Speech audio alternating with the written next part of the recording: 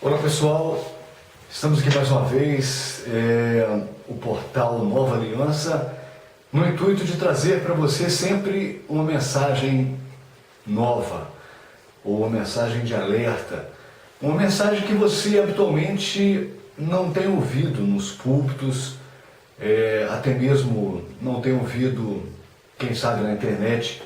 Não que sejamos detentores únicos da verdade, mas como o irmão Céu sempre diz, nós somos o quê? Portadores, né? Portadores da verdade. Uns dos portadores, que tem muitos, né? Não vamos também querer... eu creio que isso tem levado muitos com essa jactância soberba, né? Muita presunção acharmos que no universo tão extenso quanto esse, e pensarmos que somos os únicos. Não. Os únicos. Queremos ser, fazer parte daqueles que propagam a verdade. Exatamente. Nós, como prometemos no vídeo anterior, nós vamos continuar abordando esse livro, a igreja que virou empresa. O nome, como já sugere, você pode ver igreja com cifrão. Isso traz à tona o que vem fazendo com o Evangelho, ou seja, o que vem fazendo até mesmo com a igreja, transformando a igreja num grande negócio. Interessante que nós observamos naquele momento em que Jesus entra no templo e com um chicote nas mãos, ele praticamente, até diferente da sua postura de mansidão, né, irmão Celso? Ele é tomado por um momento ali de revolta e ele expulsa os cambistas, os comerciantes que estavam fazendo do templo mercado, e não é diferente do que ocorre hoje, irmão Celso. A paz do Senhor, pastor Anael, você também que nos assiste, verdadeiramente, eu até creio que por muito menos nós falávamos na oportunidade anterior a esse vídeo, em que Jesus, sinceramente, ele colocou em xeque ali aquelas pessoas que se diziam portadoras da verdade, vamos colocar assim, estavam no templo, e templo é onde se ensina a palavra é a verdade, né? Lógico. E chegou ali a verdade e colocou tudo nos trilhos, ou seja, Deus, diz a palavra do Senhor, ele vela pela sua palavra, e Jesus na oportunidade disse: a minha casa será chamada casa de oração, mas não de salteadores. E eu entendo, pastor Lael, que nos dias em que vivemos, a coisa tomou uma proporção muito mais gigantesca, porque se nós olharmos na situação do templo também na ocasião, era o que estávamos vendendo ali? Eles faziam o câmbio da moeda, que era a única moeda aceita pelos sacerdotes, vinha gente de toda parte, eles vendiam carneiros, vendiam vacas, vendiam pombas. O irmão sabe que, de acordo com a lei, a oferenda tinha que ser perfeita. Certo. Ou seja, não podia ter mancha, não podia ter defeito físico. E imagina só, um chefe de família vir lá do norte de Israel, trazendo um bezerro. Ele deixava para comprar nas proximidades do templo. E o que eles faziam? Por ocasião dos sacrifícios, eles supervalorizavam o valor desses animais. Agora, pastor, vamos colocar, abrir um parênteses aqui. Veja bem, eles estavam fazendo essas coisas que para Deus eram abomináveis no que diz respeito a sacrifícios, né? Com certeza. Animais que... Agora imagina, hoje se faz mercantilização da palavra. É muito mais grave. Ou seja, você usa a palavra de Deus, vende, está até comercializando a palavra com uma série de artefatos que, sinceramente, eu ainda reputo os dias de hoje serem muito mais graves do que nos dias em que Jesus, que por muito menos colocou todo mundo para fora, né? Mesmo? Exatamente. Vamos falar literalmente, ele baixou Exato. a ripa. Baixou o porrete. E se estivesse hoje aqui, vamos fazer uma conjectura, uma analogia no tempo. Qual seria a atuação de Jesus hoje, se ele entrasse nos templos hoje? Olha, diante da atual conjuntura, eu creio que a reação dele seria ainda mais áspera.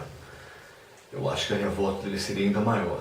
Porque, como o próprio falou, na verdade hoje eles não estão vendendo as oferendas, nem tampouco fazendo o câmbio hipervalorizado. Eles estão vendendo a palavra. É interessante que estão inventando tanta coisa, meu Deus. Na verdade parece que só mudaram mesmo os artefatos, porque na verdade o comércio continua. O comércio continua, do mesmo jeito. É por isso que Paulo, em Romanos 12, como está até aberto aí no versículo 2, diz: e não vos conformeis com este mundo, mas transformai-vos pela renovação do vosso entendimento. E o que nós queremos com isso? Nós queremos que você abra a sua mente para que você consiga enxergar que o sistema religioso, isso é muito forte, mas eu vou ter que dizer, o sistema religioso está em trevas. Infelizmente virou uma grande balbúrdia, uma grande confusão. E o problema todo, irmão Celso, é que as pessoas que vão se convertendo, elas vão sendo orientadas, desde os primeiros passos, orientadas nessa mentalidade equivocada a respeito do que é de fato evangelho. Ou seja, até no Brasil, um ditado que diz que pau que nasce torto nunca se endireita, não é isso?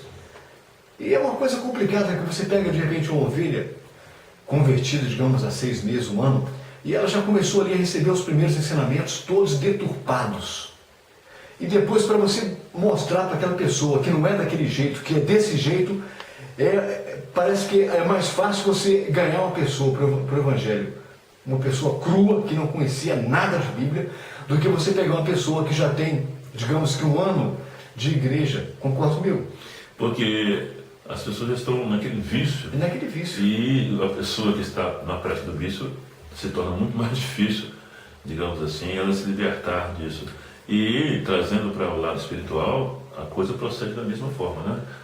E se tratando de tratarmos assuntos relacionados à questão de finança nas igrejas, ou na igreja, nós não podemos deixar de iniciar isso trazendo um paralelo entre a situação hoje vivida pela igreja e a forma como o próprio Jesus se portou. Irmão Celso, Jesus, quando nasceu, ele nasceu numa pequena cidade chamada Belém. E qual foi o hospital que ele nasceu? E se analisarmos o que o profeta Miqueias, com mais ou menos 6 séculos de antecedência, profetizou, né? E tu, Belém de Efrata, que era uma das cidades não gozava do prestígio, né, das grandes cidades judaicas, uma pequena cidade. Interessante que não foi propriamente em Belém, foi nos arredores de Belém. Exato. Né? A sombra, digamos assim, da Jerusalém pomposa, Jerusalém majestosa, dos príncipes, dos reis, dos herodianos, enfim. É uma coisa para se pensar. E o hospital foi um estábulo. Um estábulo, um lugar onde se guardavam os animais. Interessante, né? Onde se guardavam os animais. Irmão Celso, qual foi o berço? Jesus nasceu num berço de ouro. Ele era filho do rei dos reis. Ou melhor, ele é filho do rei dos reis. Qual foi o berço em que ele nasceu? Em que ele foi colocado, foi posto? Diz a Bíblia que é uma manjedoura. Ou seja, um coxo. Um coxo. Na nossa linguagem brasileira, um coxo. Coxo é onde o animal se alimenta. Era ali que era o berço dele. Outra pergunta. E não esquecendo também que ele se fez homem, mas ele é Deus.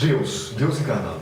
Moço, qual era o meio de transporte utilizado por Jesus? Ele se locomovia de que maneira? Era naquelas carruagens bonitas do Império Romano? Ou era no lombo daqueles cavalos bonitos? Como é que ele se transportava? Olha, eu vou dizer uma coisa. E grande parte do seu ministério, ele usou um transatlântico, né? Parece, né? Transatlântico. Aqueles barquinhos tão... Barquinhos. E na terra ele andou muito também com, onde os ingleses falam, foot. Exato. A pé. E a carro, um lombo de Não, parece que tinha limusine, coisa não. Limusine. Interessante que é jumento, né? Jumento, que é um animal até, digamos assim, usado até para fazer brincadeira, porque é um animal feio, vamos dizer assim, né? Depreciado até. Depreciado.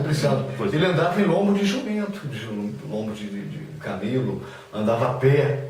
E quando, na verdade, alguém fala assim, mas Na época não tinha, o irmão falou em limusine, não tinha os meios de transporte que tem hoje. Olha, naquela época, o Império Romano já tinha carruagens confortáveis. Havia suntuosidade, né? Suntuosidade. Fora os cavalos de raça que havia na época. No entanto, ele andava em lombo de jumento, em lombo de camelo, andava a pé, ou seja, de pompa ele não tinha absolutamente nada. Inclusive, uma certa vez, ele mesmo declarou que as raposas têm seus covis, as pombas têm seus ninhos, mas o filho do homem não tem onde reclinar a sua cabeça. Mas olha, faz parte dessa deturpação que virou o Evangelho no presente século. E Paulo bem nos advertiu que nesses tempos nós iríamos defrontar com situações que estamos vivenciando. Homens que largariam, até por fama, por vanglória, por tantas outras coisas que o próprio apóstolo São Paulo explica, e que nós, de maneira estarrecedora e até com perplexidade, estamos contemplando. Mas, por outro lado, nós louvamos a Deus pela veracidade e autenticidade da palavra. Agora, cabe também, diz a Bíblia, quem é sincero se manifestar. E é isso que nós estamos humildemente tentando passar para você, porque nesses últimos tempos Deus tem nos advertido na pessoa do teu Santo Espírito. E diz mais a palavra: quem é de Deus ouve a voz de Deus. E não é simplesmente uma frase, como muitos podem pensar, quando você está numa reunião e de repente até Deus ainda tem vasos que ele se utiliza na terra, né? Nas diversas manifestações. Ou seja, a Bíblia diz que Deus, na sua onisciência, na sua multiforme sabedoria, ele usa os teus servos de diversas maneiras. E numa reunião é bem provável que você escute, né? Ouça o que o Espírito diz às igrejas. Isso não é uma frase. Não. A igreja é viva. E se ela é viva, ela sobrevive a todas as etapas. E o Espírito está na igreja. Está na igreja. Não é essa crise horrível que atravessa a igreja como instituição, vamos colocar essa espiritual, dos primórdios, que o Espírito não atua mais, não é isso. Porque a igreja de Jesus, na verdade, é até invisível, né? Invisível. Mas não quer dizer que nessa crise toda a igreja está extinta, que não tenha ninguém, ou seja, não tenha um vaso com o qual Deus não possa usar hoje. Não, Exato. Pelo contrário.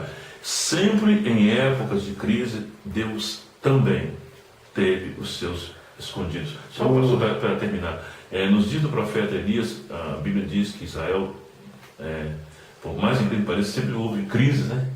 Um povo que Deus escolheu na terra para ser espelho para as demais nações. Antes do advento da igreja, digamos, da igreja se manifestar, Israel, né? Foi o povo que Deus escolheu na terra. E inclusive vai tratar com Israel daqui a pouco, né? Com certeza. Ele deu uma parada na história, como se fosse um hiato. Daqui a pouco, quando terminar essa dispensação da graça, da igreja, os gentios, enfim, Deus vai voltar a tratar com Israel. Mas nos chama a atenção exatamente isso. É interessante que Paulo uma vez diz o seguinte: sede imitadores de Cristo como filhos amados. E o próprio Paulo uma vez ele chegou a ter ousadia de dizer: sede meus imitadores como eu de Cristo. Interessante que hoje em dia nós costumamos ver muitos líderes dizerem: você não tem que olhar para o homem, você tem que olhar para Jesus. Quando na verdade a palavra nos dá em mais de um lugar indicações de que na verdade nós temos sim que ser espelho para quem nos vê. Falamos sobre Pedro e João, e a primeira palavra que eles dirigiram àquele coxo foram: olha para nós. Aquele olha para nós não é muito mais a questão de olhar para eles fisicamente. Olha para nós. E Paulo, quando diz: sede meus imitadores, ou seja, façam o que eu faço. Imagina se todos nós pudéssemos de fato nos enquadrarmos nisso. Olharmos para as pessoas e dizermos: olha, você segue os meus passos, porque se você seguir os meus passos, você vai bem. Foi o que Paulo fez. Chamou para ele a responsabilidade: sede meus imitadores, como eu sou de Cristo. E quem foi Paulo? Até Saulo era um homem imponente, um homem de destaque no Império Romano, um homem que tinha honra, era um homem respeitadíssimo no Império Romano, o grande perseguidor, o grande algoz dos cristãos. E no momento em que ele se converteu, passou por aquele todo processo em que ele viu aquela luz na estrada de Damasco e ficou cego e tal, e deu então luz ao Paulo, ao apóstolo Paulo, e ele abriu mão, irmão Celso, abriu mão de tudo que ele tinha, de todo conforto, abriu mão de toda a posição que ele ocupava como homem na terra, no império, abriu mão de tudo. O perseguidor passou a ser perseguido. E o que a gente percebe hoje é que, na verdade, parece que esses homens que estão aí à frente, estão liderando esses grandes grupos denominacionais, ao contrário de Paulo, parece que eles querem honra. Mas olha, fica evidente, inclusive o senhor trouxe um estudo recentemente aqui, num dos nossos cultos, em que as cartas que eram endereçadas aos apóstolos, e até mesmo eles escrevendo, mantendo relacionamento entre eles, né, no que diz respeito em correspondências, não tinha preocupação desse título apóstolo. Você vai ver em Romanos, por exemplo, quando Paulo estava escrevendo Atos, Romanos 16, ele fala, né, de uma lista de irmãos ali, Exato. E alguém se dirigindo a ele também, Exato. E sem essa preocupação. E até me chama a atenção, pastor, nesses dias, como se dá essa questão de será que eu mesmo me unjo apóstolo? É uma coisa que a própria palavra diz que muitos, pela vaidade, sinceramente, e sabendo-se que o critério da igreja primitiva para você ser chamado apóstolo, a gente aprende isso, básico em teologia, que você teria que andar com Jesus, olha só. Exato. Então eu fico pensando para mim, se isso não seria uma vaidade assim, tamanha. Uma prepotência, né? Não, mas o que me leva a ter um título? E quando eu fico olhando os apóstolos lá, nos primórdios da igreja, eu fico assim, assustado. Olha, não tem nada a ver com essa igreja, não sei se chama igreja contemporânea, essa igreja do pré-arrebatamento, mas enfim, é uma distorção. É um sistema religioso cabal. Mas olha, Deus não se deixa enganar. E para voltar lá atrás um pouquinho, eu não concluí um pensamento. Nos dias do profeta Elias, ele se julgava estar sozinho, né? Uma crise espiritual terrível em Israel. Mas Deus falou: olha, Elias, vem cá, eu tenho 7.000 homens que ainda não se dobraram perante Baal. Creio que esta palavra está valendo para os nossos dias também. Deus sempre terá os seus escondidos nos 4 cantos da terra. E não se assuste se você, nesses dias, ouvir mensagens que vão realmente trazer conflito, porque Deus está separando o seu povo na terra.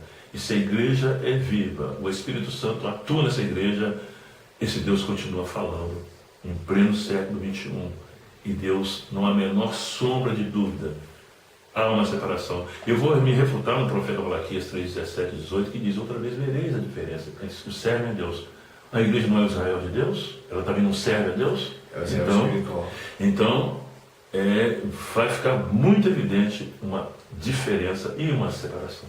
Com certeza. Irmão Celso, a gente está procurando colocar, ou melhor, enfatizar para você que nos assiste, que existe uma diferença brutal entre a igreja apostólica e essa igreja que hoje está manifesta na terra. Ou seja, o comportamento dos primeiros cristãos, a forma como os primeiros cristãos viviam. Você pode constatar isso em Atos 2, versículo 42, quando fala da forma como eles se comportavam, da forma como eles conviviam, da forma como eles se portavam, do pensamento dos primeiros cristãos, a expectativa dos primeiros cristãos e a forma como o sistema religioso, vou falar assim, porque na verdade você fala igreja, a igreja, na verdade, igreja na essência da palavra, ela nunca mudou. Porque, como o irmão disse há pouco, igreja para Deus é a somatória de todos os salvos na terra, e é invisível aos olhos humanos, porque quem sou eu para julgar quem é salvo e quem não é? Quando, na verdade, quando Deus olha para a terra, Ele vê salvos na presbiteriana, na batista, na metodista, na Assembleia de Deus, na mundial, na universal. O Senhor, na verdade, tem seus escolhidos em todas as denominações. Mas isso é igreja. É até um paradoxo, né? Porque ao mesmo tempo que é invisível, mas ela tem que se tornar visível, porque a Bíblia diz que olhando para os crentes, as pessoas que não conhecem Deus, você vai refletir a luz de Deus. Lógico, exatamente. Então, mas a questão da gente falar da invisibilidade é porque, na verdade, nós não podemos julgar quem faz parte, quem não faz parte. Certeza. E o que acontece? Hoje, infelizmente, o sistema religioso deturpado, completamente vestido, como nós falávamos, de uma roupagem que não uma roupagem que vestia a igreja primitiva. Aliás, a igreja primitiva se despia, na verdade, ao contrário. A igreja primitiva se despojava.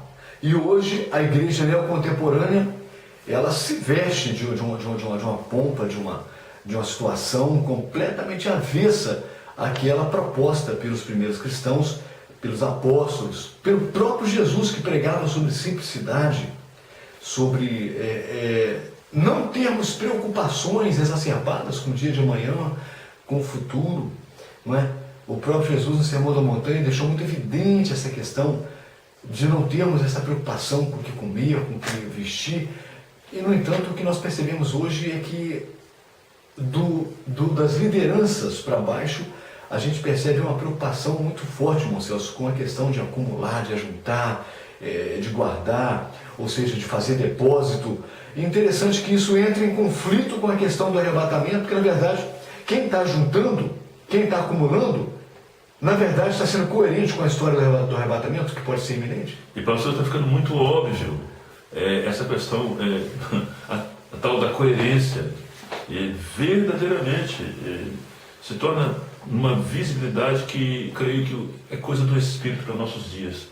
Porque há bem pouco tempo eu sou testemunho ocular, líamos versículos semelhantes a estes e não tínhamos assim aquela profundidade. Ou seja, hoje eu entendo quando em Mateus 13 Jesus fala assim, os discípulos perguntaram uma certa ocasião, mestre, vem cá, por quê? Diz a Bíblia que quando eles chegaram em casa, em particular, os discípulos chamaram, um dos discípulos chamou a Jesus e disse, mestre, vem cá, por que para a multidão o Senhor fala em parábolas? Exato. E para nós o Senhor fala abertamente, explicitamente, porque a vós é dado os mistérios dos céus. Isso é tremendo. Tremendo. E creio que, em face disso, o Espírito Santo, que é o Consolador, e que Jesus falou que estaria conosco até a consumação dos séculos, nos guiaria em toda a verdade, é Ele que tem proporcionado esse entendimento. E voltando um pouquinho atrás, o próprio Jesus, e eu creio que em nossos dias também pode acontecer isso, em dados momentos ele dizia que, olha, eu tinha tanta coisa para falar para vocês, mas eu não posso falar ainda. E creio que a igreja também, ela vive momentos assim, não a igreja de Jesus, o organismo vivo, mas nós como servos de Deus, porque nós vamos crescendo paulatinamente, né? Como criança. É interessante que muita coisa que não foi falada, quando encarnado Jesus, com certeza foi falado através do Espírito Consolador. Amém. E fala hoje. Até porque a igreja é viva. Exatamente. Não é a igreja que se perdeu no tempo. Apesar, né, irmão Celso, nós temos recebido recentemente visita de um casal que dizia que o Espírito Santo não é Deus e que também Jesus Cristo não é Deus, não é? Não foi o que disseram para nós aqui dentro? Eu creio também que essa situação toda, tudo, a gente tem que, o parâmetro é a Bíblia. Tudo que está acontecendo está narrado aqui, não é mesmo? Nada escapa o olhar atento de um Deus. E inclusive a gente até tem assim, um pensamento, como é que pessoas dizendo servos de Deus que propagam a palavra, que pregam a palavra e não se atém aos mínimos detalhes. Por exemplo, Jesus disse, olha, muitos virão em meu nome. E as pessoas com a palavra na mão não se dá o trabalho. Gente, será que eu não estou sendo um falso profeta? Não, peraí, gente, não tem a humildade de chegar perante a palavra, que é um espelho. Olha, eu estou em frente ao espelho. Eu não posso dizer, olha, eu estou me parecendo pastor lá, eu acho que eu sou ele. Não, está refletindo. E a palavra é isso. E curiosamente, e louva a Deus pelo cumprimento dessa palavra, essas pessoas não se dão nem o trabalho. Mas por que isso? Aí vamos voltar para a palavra de novo. Nos últimos tempos, as pessoas seriam arrogantes, presunçosas, a vaidade pessoal. Nós, como seres humanos, somos bem vaidosos. Muito vaidosos. E se não deixarmos o Espírito trabalhar nisso aí, seremos algo tremendo, fácil do adversário. Porque lá no Éden, ofereceram para o primeiro casal. Eva, como é que foi que o Criador falou para você? Ou para vocês? De toda a árvore do jardim podemos comer, menos a que está no meio do jardim, a ciência do bem e do mal. Não foi assim que Deus disse. Olha, lançou a semente da dúvida. E outra coisa, Satanás diz assim: porque Deus sabe que no dia que vocês comerem, vocês abrirão vossos olhos e serão como Deus. Opa! É isso aí. Né? Exatamente. Aí, olha só, a presunção. Deve ser como Deus. E foi justamente o que derrubou Satanás do céu. Pois é, e ele tentou trazer, tipo assim, criar seguidores, né? Lógico. E digamos que ele foi bem sucedido no Jardim do Éden. Nós vamos ficar com aquela palavra: de sorte que haja em vós o mesmo sentimento que houve também em Cristo Jesus, que sendo em forma de Deus, não teve por usurpação ser igual a Deus. Deixa eu completar, pastor, porque de repente vamos pensar assim: ele foi bem sucedido no Éden, mas Deus estava preparando, aleluia, glória a Deus, aquele que entrava em cena, e que o diabo não contava com isso, né? Não contava. Quando investiu no segundo Adão, a Bíblia diz que ali, ele foi verdadeiramente colocado no seu devido lugar. Porque diz a Bíblia que Deus não dá a sua glória para ninguém. Nem divide. Nem divide, né? Nem divide.